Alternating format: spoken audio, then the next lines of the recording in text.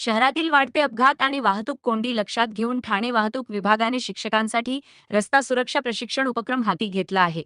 शालेय विद्यार्थ्यांमध्ये वाहतूक नियमांविषयी जागरूकता निर्माण व्हावी आणि सुरक्षिततेची भावना रुजावी यासाठी 3 ते 10 जून दरम्यान विशेष प्रशिक्षण कार्यशाळा आयोजित करण्यात आली आहे. महाराष्ट्र पोलीस विभाग आणि शिक्षण विभाग यांच्या संयुक्त विद्यमाने आयोजित करण्यात आलेल्या या उपक्रमात ठाणे विभागातील प्रत्येक शाळा व कनिष्ठ महाविद्यालयातून किमान एक शिक्षक सहभागी होणार आहे. ठाणे पोलीस आयुक्त आशुतोष डुंबरे, सह आयुक्त डॉक्टर ज्ञानेश्वर चव्हाण, वाहतूक पोलीस उपायुक्त पंकज शिरसाट आणि शिक्षण विभागाच्या पुढाकारातून हे प्रशिक्षण आयोजित करण्यात आले आहे. कार्यशाळेत वाहतूक नियमन, परेड, रस्ता सुरक्षा, आपत्ती व्यवस्थापन, नागरी संरक्षण, प्रथमोपचार आणि अग्निशमन यांसारख्या विषयांवर तज्ज्ञांकडून मार्गदर्शन केले जाणार आहे. विद्यार्थ्यांमध्ये शिस्त, नेतृत्व गुण आणि सामाजिक बांधिलकी विकसित करण्यासाठी हे प्रशिक्षण उपयुक्त ठरणार असल्याचे प्रशासनाने सांगितले. यापूर्वी 172 RSP शिक्षकांना प्रशिक्षित करण्यात आले आहे. या अभियानात अधिकाधिक शिक्षकांनी सहभागी होऊन विद्यार्थ्यांपर्यंत रस्ता सुरक्षेचा संदेश पोहोचवावा, असे आवाहन वाहतूक पोलीस उपायुक्त पंकज शिरसाट यांनी केले आहे.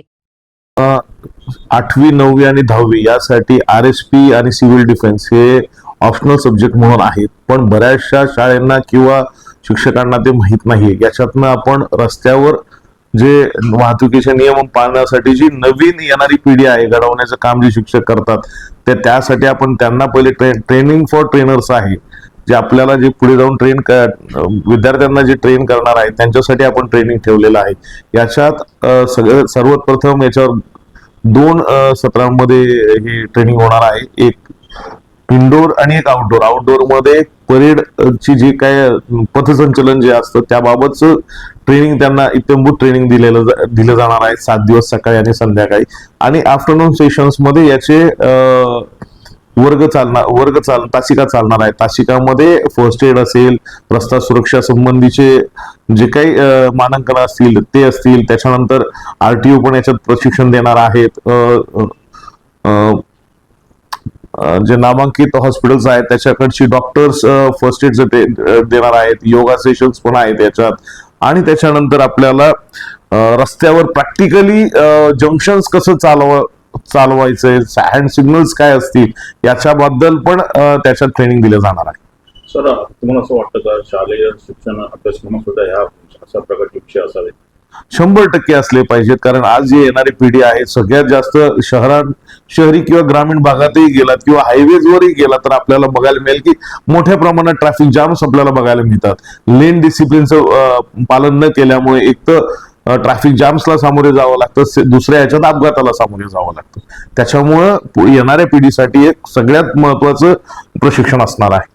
सर, किती शाळा तुम्ही आता याच्यात अंतर्भूत केलेल्या? आतापर्यंत आपल्याकडे 172 शाळा झालेल्या आहेत. आता परत आपण एक 80 शिक्षकांना बोलवलेलं आहे. त्या 80 ट्रेन झाल्यानंतर आपले जवळपास 250ची टोटल पूर्ण होईल या वर्षी.